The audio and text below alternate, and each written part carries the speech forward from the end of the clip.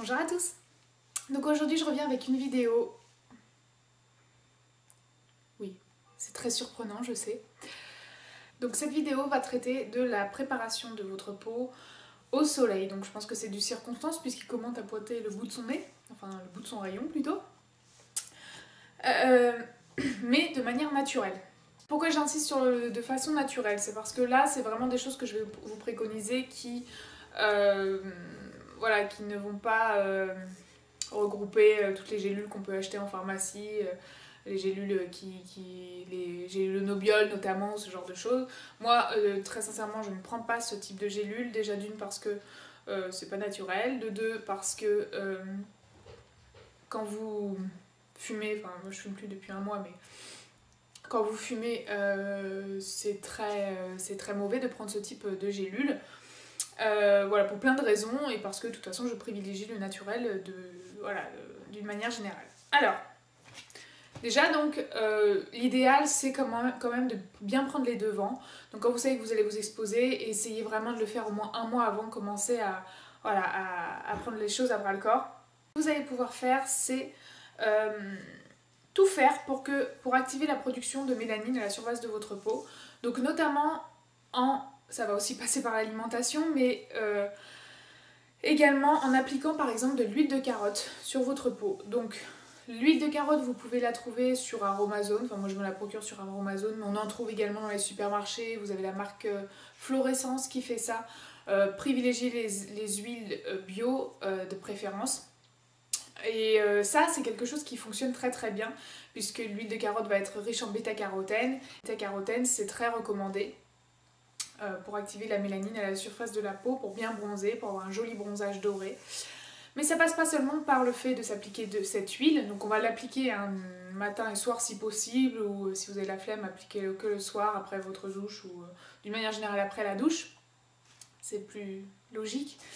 Mais également ça va passer aussi par votre alimentation, et ça j'insiste bien là-dessus, comme je vous l'ai dit, l'alimentation c'est très très important pour traiter toutes sortes de problématiques.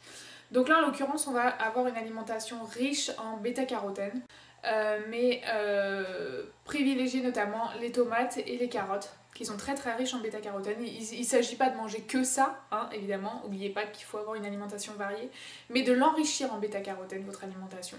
Et vous allez voir franchement que ça change significativement la donne, vraiment. Alors n'oubliez pas de faire régulièrement des gommages pour préparer votre peau, ça va évidemment débarrasser des cellules mortes votre peau.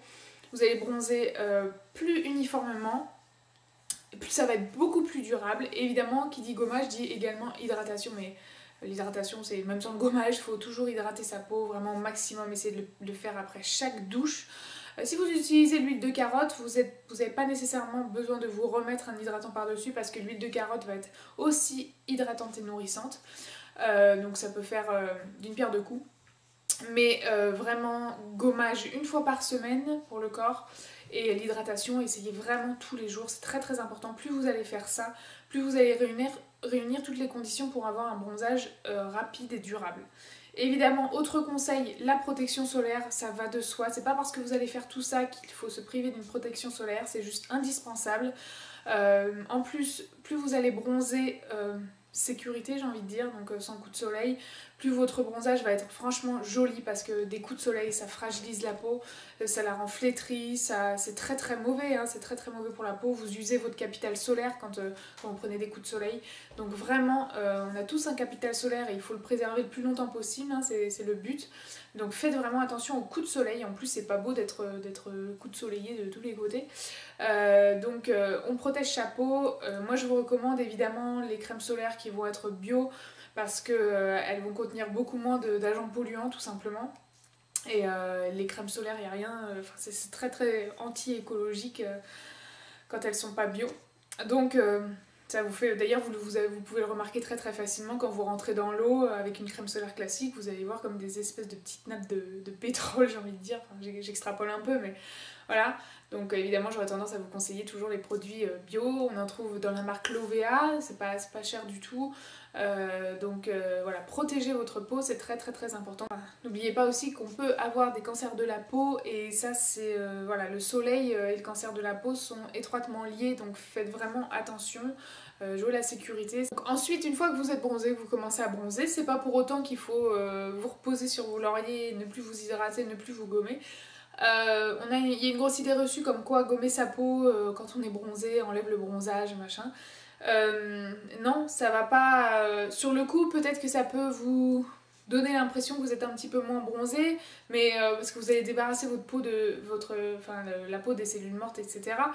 Mais sur le long terme, c'est ce qui va favoriser le fait d'être bronzé plus longtemps et justement d'avoir un bronzage plus joli. Donc même si vous êtes bronzé, continuez de vous gommer la peau une fois par semaine, c'est très important. Et surtout l'hydrater, toujours l'hydrater, d'autant plus quand vous êtes bronzé.